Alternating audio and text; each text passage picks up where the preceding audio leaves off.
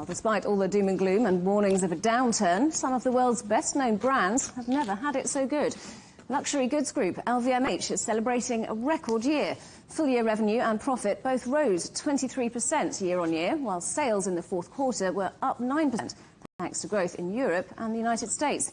That helped offset disappointing quarterly sales in China, caused in part by the rise in COVID across the country.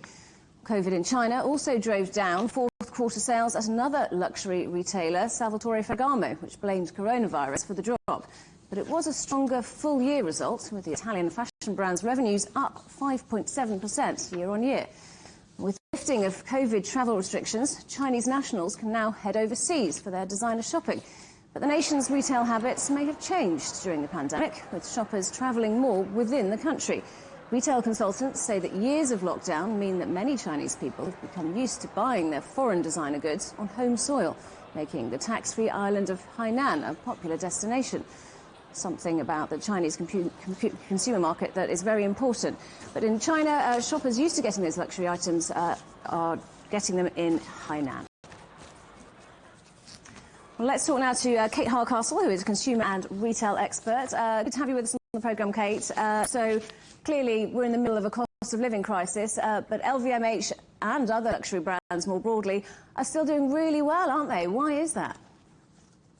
Well, good afternoon. Yeah, there's been talk of this revenge shopping, the idea that there's pent-up demand following the pandemic, and I think an element of that is true.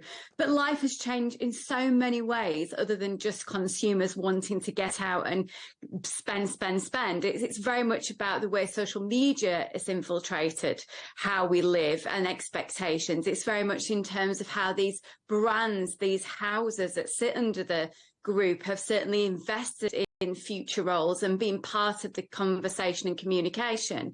So whilst absolutely I think there's pent-up demand, a reason for consumers to go out, I think a lot of it is that emotional piece of actually wanting to find joy, wanting to find happiness. And we know that a lot of these luxury brands really feed into that emotion. We know, of course, that China's a very big market for luxury goods. How have lockdowns and then China opening up affected those brands? Well, what we hear from the report is that certainly there's been huge growth for LVMH across America and Europe, etc. And it's been quite stable in Asia, is that how they've described it. But there's certainly expectation there's going to be growth as travel comes back into the marketplace as an opportunity, as certainly spenders want to get out there. And it's an incredibly important market too. I think what's interesting is the developments you've just mentioned, how tax-free opportunities or tax beneficial opportunities have gone nearer to the shore to be able to enable more domestic shopping or with less travel. That means that a group like LVMH are going to have to look at the spending experience rather than just product availability. So if it's easy for you to pick up a bag in a store closer to home and perhaps the cost benefit of doing so is negligible in doing it in Paris versus doing it in domestic shores, then the reason to buy elsewhere is going to be very much driven around a lot of the work that's been done, which is that go-to experience. And certainly with this group, we've seen so much of that, be it their Tiffany brand with a huge exhibit in London last year, or the Louis Vuitton brand with a huge exhibit of celebration of 200 years in New York. There are reasons to buy, but also reasons to visit and experience and immerse yourself in the brands that this brand have very, very well identified and delivered on. Well, let's talk about LVMH in particular, putting out some very strong results. It's a company that's run by the world's richest man, but he's had a bit of a reshuffle at the top, hasn't he? What does that mean for the company?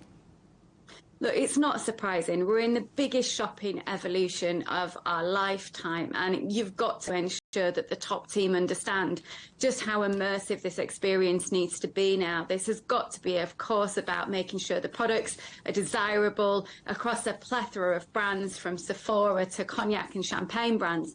But it's also about that idea that shoppers now are so much more discerning. There needs to be a narrative constantly about your brand and why people need to be engaged with it, almost in love with it on a daily basis. Now, that's beyond just the marketing retail norm. That's so much more investment. So it's not surprising that we've seen some big changes in terms of the team. We may continue to carry on seeing that as these brands evolve much more into the lifestyle positioning. Kate, good to talk to you. Thanks for joining us. That's Kate Hardcastle, consumer and retail expert.